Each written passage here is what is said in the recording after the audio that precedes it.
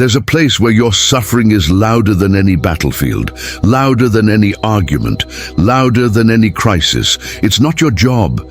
It's not your relationships. It's not the world outside. That place is your own mind. And the terrifying part? You never get to leave it. You carry it with you everywhere. It follows you into every room, every silence, every moment you try to rest. It's a stage where your worst fears are rehearsed over and over. A theater of anxiety, where you are the actor, the director, and the critic, all at once. Every awkward moment from yesterday is replayed. Every possible disaster in the future is drafted like a screenplay you never asked to write. It's as if there's a team of screenwriters living inside your skull, constantly churning out scenes of failure, rejection, humiliation, and all of them star you. This constant noise has a name: overthinking, and it's not harmless. It's a silent epidemic. A self-inflicted torture that drains your energy, distorts your reality, and steals the only life you actually have, the one happening right now. According to Ryan Holiday, a modern voice of Stoicism, a student of ancient wisdom with a pulse on today's chaos, we suffer more in imagination than in reality. This isn't just a poetic observation, it's a diagnosis. It echoes the words of Seneca, the Roman Stoic, who saw clearly how humans become architects of their own mental prisons. But what if I told you those prisons are built using the same blueprint? And what if there was a master key, forged over 2,000 years ago, that can unlock every single one of them? This video is about that key. A complete Stoic method to silence overthinking.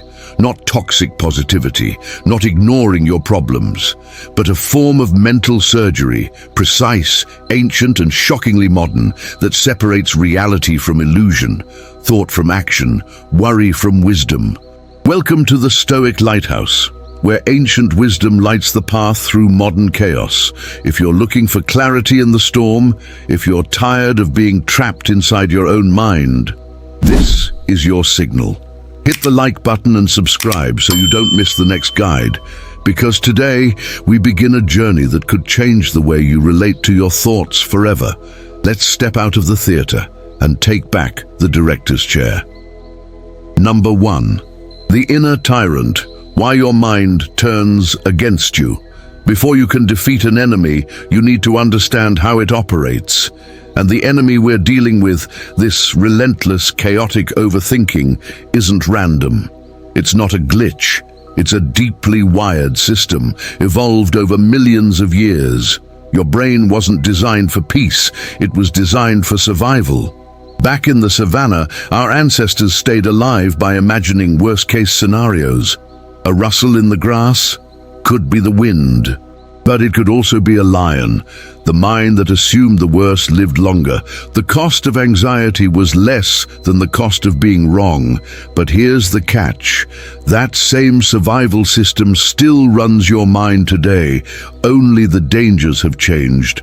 You're no longer facing wild beasts. Now the threats are abstract. What if I embarrass myself in the meeting? What if they don't text me back? What if I fail and everyone sees? These aren't lions, but your mind reacts like they are. That primitive alarm system still fires at full volume.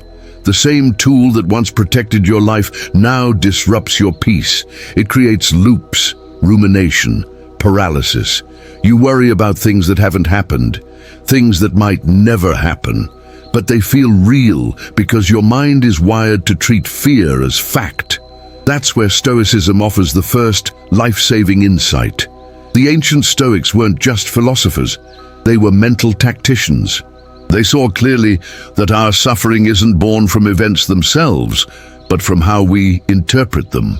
Overthinking, in its purest form, is a failure of perspective. It's a drama layered on top of reality. According to Epictetus, the enslaved philosopher who became one of Stoicism's greatest teachers, men are disturbed not by things, but by the views which they take of them. So it's not tomorrow's conversation that torments you. It's your belief that it will be a disaster. It's not the mistake you made last week that burns inside you.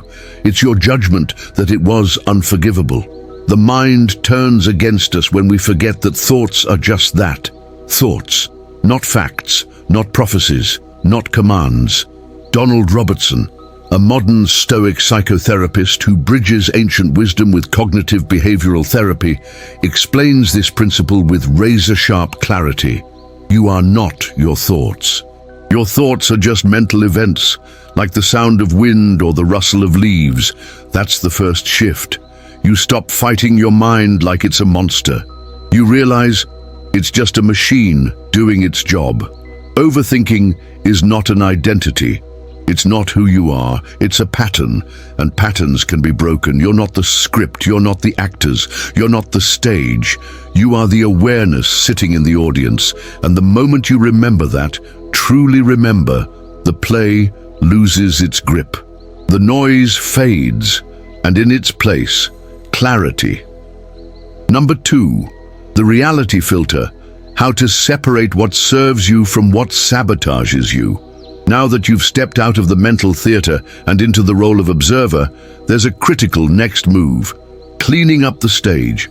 Overthinking doesn't stop just because you recognize it. The thoughts will still come. The fears will still whisper. But now, you're equipped to interrogate them. You need a filter, a way to determine, does this thought deserve my energy, or is it just noise? And thankfully, the Stoics handed us exactly that. They called it the dichotomy of control. Epictetus taught it like a sacred law. There are only 2 categories, what's up to us and what isn't. That's it. Everything in life, every emotion, problem or moment of stress fits into one of those buckets. But applying this in real life, that's where the power lies. Because overthinking feeds on the things you can't control. It loops around what-ifs, maybes and unknowns. It spirals around other people's opinions, future outcomes and imagined consequences. Let's be blunt, you can't control whether someone likes you. You can't control how they interpret your words. You can't control what happened yesterday or what might happen tomorrow. But what you can control, and always could, is how you respond right now. Your judgment, your effort, your preparation, your actions. That's your zone of power, and the Stoics believed that's where your entire attention should live. As Marcus Aurelius, the philosopher-emperor who ruled the largest empire on earth and still journaled about his fears, reminded himself, you have power over your mind, not outside events. Realize this, and you will find strength. Overthinking, by definition, pulls you into the wrong zone. It lures you into obsessing over external outcomes. What if they reject me? What if I fail? What if I look weak? These are questions with no firm ground. When you start applying the dichotomy of control, everything changes. You start asking better questions. Can I prepare more? Can I respond with calm? Can I hold my values no matter the outcome? Let's make this real. Say you're nervous about a job interview. The anxiety kicks in. Thoughts race. What if I freeze? What if they hate me? What if I mess up? Pause. Apply the filter. Their opinion? Not in your control. Whether the room is cold or the interviewer is grumpy? Not in your control. The final decision? Not in your control. But this is how much research you do, how clearly you practice your answers, how much rest you get the night before. That is your arena. And when you live there, you reclaim your mind. You stop wasting energy on illusions and start investing it in impact. William B. Irvine, a modern Stoic philosopher who devoted his career to updating Stoicism for the modern world, put it perfectly. By internalizing your goals, you can turn games you cannot win into games you cannot lose. This is not about giving up on the world. It's about reclaiming your agency within it. The goal is not to control the outcome. It's to control how you show up, no matter the outcome. When you do that, overthinking loses its grip. You stop asking what if and start asking what now, and that simple shift from worry to action, from fiction to reality, is where freedom begins. Number 3. The Gatekeeper. How to confront your thoughts like a Stoic. Even after you've filtered what you can and cannot control, the noise doesn't always vanish. Some thoughts still linger. Some doubts sneak back in. Even thoughts tied to what you can control can become toxic if left unchecked. That's why the Stoics didn't stop at awareness. They built a defense system. They taught that your mind is a fortress, and at the entrance of that fortress, there must be a guard. Someone who doesn't just let every thought walk in and take over. That guard is you. This is where the Stoic concept of prososh comes in, a kind of vigilant attention. Think of it as mental security, not the kind that blocks feelings, but the kind that inspects them. Every thought must be challenged. Every story your mind tells needs to show its ID at the door. Where is this thought coming from? Is it a fact or just a fear dressed up as certainty? Is it helping me right now or hijacking me? Marcus Aurelius wrote these questions to himself every day, not as emperor, but as a man trying to stay sane in a world of power, pressure, and war. He reminded himself, the thing itself is just a thing. Its power over you lies in your judgment. And you have the power to revoke that judgment right now. So how do you become this gatekeeper? With questions, with discipline, with a protocol. When a thought knocks at the door, don't open it blindly. Ask, is this a fact or a story? Is this helpful or harmful? Am I seeing what is or what I fear might be? That last one is key, because fear distorts perception. It doesn't just paint worst-case scenarios, it convinces you they're inevitable. But when you step back, when you become the gatekeeper, the illusion breaks. Sharon Lebel, a modern interpreter of Stoic wisdom, puts it this way. True happiness is only possible for those who have learned to distinguish between what is worthy of their thoughts and what is not. This is not about becoming cold or emotionless, it's about becoming selective. Most people let any thought become their truth, but the Stoic is ruthless in choosing what they allow to shape their inner world. You don't have to believe every fear, you don't have to follow every anxious storyline. You are allowed to say, this thought does not serve me, it is not welcome here. That's not avoidance, that's mental discipline. That's the difference between being trapped inside your own head and ruling it. Number 4. Directed silence. Practical Stoic tools to quiet the mind. Sometimes, even with all the awareness and filtering in place, the noise still breaks through. The thoughts stack on top of each other. The room gets louder. You feel like you're drowning in a flood of mental static, and in those moments, philosophy alone isn't enough. You need a lifeline, a practice, a reset switch. The Stoics had one, and today, we'll call it directed silence. This isn't passive meditation, it's not about escaping the world. Directed silence is intentional. It's a conscious interruption of the mind's momentum, a forceful return to the present. The Stoics didn't just think about life, they trained for it. They developed techniques to stay lucid even when the storm was already raging. This was their battlefield protocol, a tool to break the loop of noise and come back to clarity. It starts with a simple anchor. Take a deep breath and remind yourself, this is just a thought. That phrase is deceptively powerful. It breaks the spell of narrative. It reminds you that not every voice in your mind is worth listening to.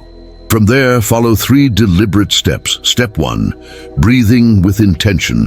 Inhale and think, I am here. Exhale and say, and that is enough. Do this 3 times, slow, controlled, grounding. Step 2, sensory reconnection. Bring your attention to one physical detail. The weight of your feet, the temperature of the air, the texture of the fabric in your hand. Force your awareness into the present moment. Your mind can't spiral and stay present at the same time. One will cancel the other. Step 3, micro-action, stand up, stretch, adjust your posture, move your body slightly. This small act reinforces one of the most important Stoic principles. You are not stuck. You are never entirely at the mercy of your mind. Motion disrupts mental loops. This sequence can take less than 60 seconds, but the effect is profound, and it can be done anywhere. No special cushion, no quiet room, no app required. It's not about perfection, it's about presence. Pierre Hadot, a French philosopher who studied ancient wisdom not just as theory, but as spiritual practice, observed, "Mindfulness of the present moment is the true spiritual exercise of the Stoics." This isn't about being calm all the time. It's about remembering that peace is always available, even in the middle of chaos. Directed silence is a way of saying, yes, the mind is loud, but I don't have to match its volume. It's how you become still, without needing the world to be. Number 5. Action as the antidote, the Stoic principle that breaks the spiral. The spiral of overthinking isn't powered by chaos, it's powered by inaction. The more you sit and think, the more you sink. The longer you analyze, the more paralyzed you become. That's not a flaw in your system. That's how the human brain works when disconnected from movement. And the Stoics knew this long before modern psychology confirmed it. They believed that when the mind gets trapped in endless loops, the only escape isn't more thinking, it's action. Stoicism is not a philosophy of sitting still, it's a philosophy of movement with purpose. It teaches that wisdom is not just about knowing the right thing, it's about doing it. Action clears the fog, it puts the mind back into alignment with the body. No matter how small the step, movement resets momentum. And when you're spiraling, momentum is everything. Seneca, a man who lived at the heart of Roman power and pressure, warned us plainly, luck favors the prepared, but punishes the hesitant. Hesitation is the soil where overthinking grows. But even one act of courage dries it out. You don't have to solve everything, you just have to move. If you're frozen in front of a task, overwhelmed by the thought of doing it perfectly, the Stoic response isn't to wait for motivation. It's to do the smallest possible thing.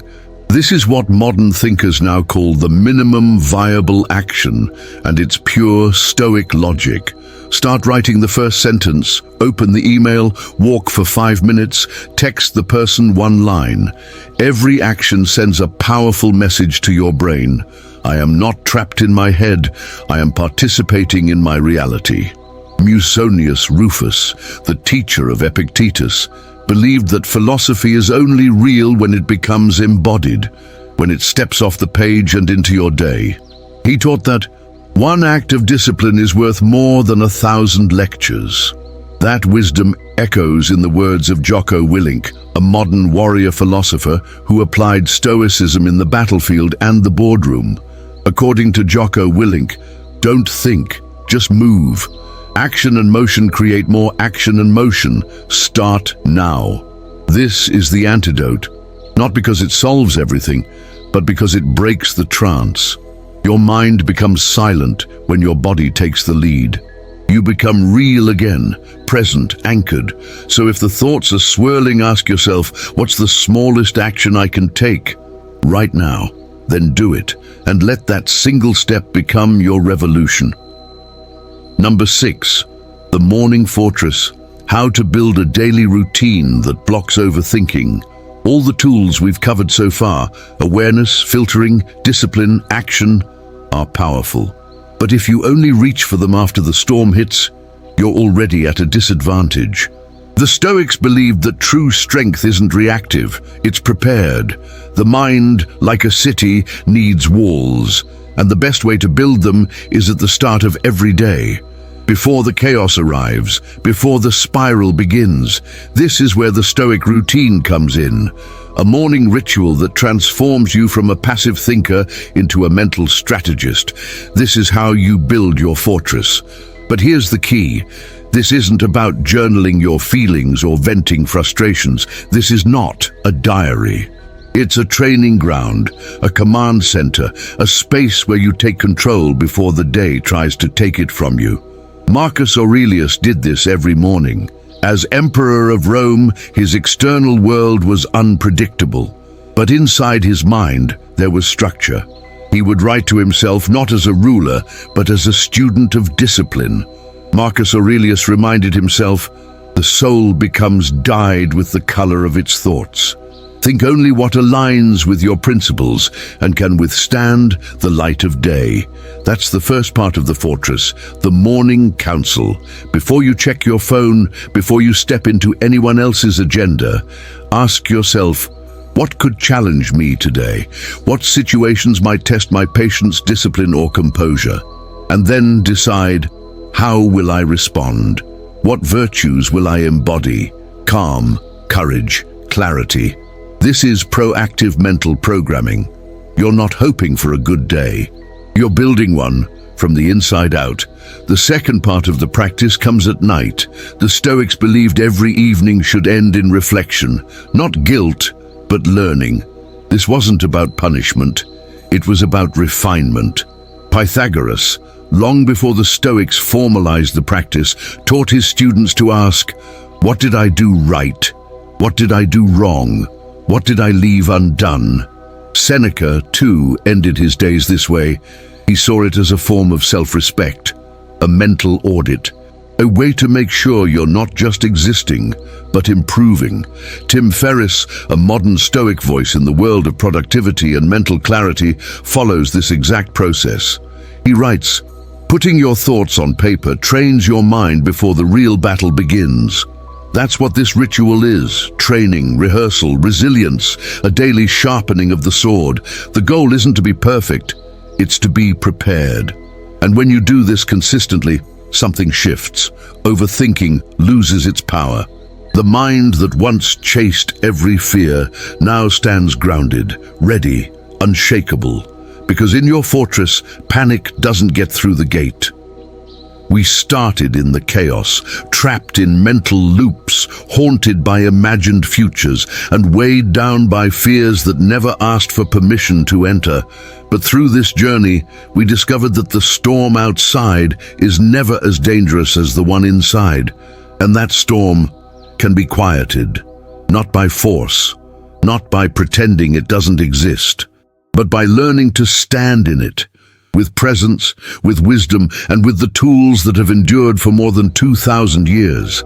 This was never about silencing every thought. It was about transforming your relationship to them. Overthinking is not a flaw, it's an invitation, a signal that your mind is active, powerful, and in need of leadership. That's what Stoicism offers: leadership of the self, a return to clarity, a reclaiming of sovereignty. You learned that your mind's panic is ancient programming, not a prophecy. You learned to separate illusion from reality, reclaiming your inner power. You learned to guard the gates of your thoughts and reject what does not serve. You practiced stillness, not as escape, but as command. You embraced action, even when it was small, especially when it was small, and you built a fortress, not to shut the world out, but to meet it from a place of grounded strength. This is what it means to live like a Stoic, not to be untouchable, but to be unshakable. Plato once said, "The first and best victory is to conquer yourself." Now, I want to hear from you. Which of these 6 Stoic principles resonated with you the most? Drop your answer in the comments. Your insight might be the very thing someone else needed to hear today.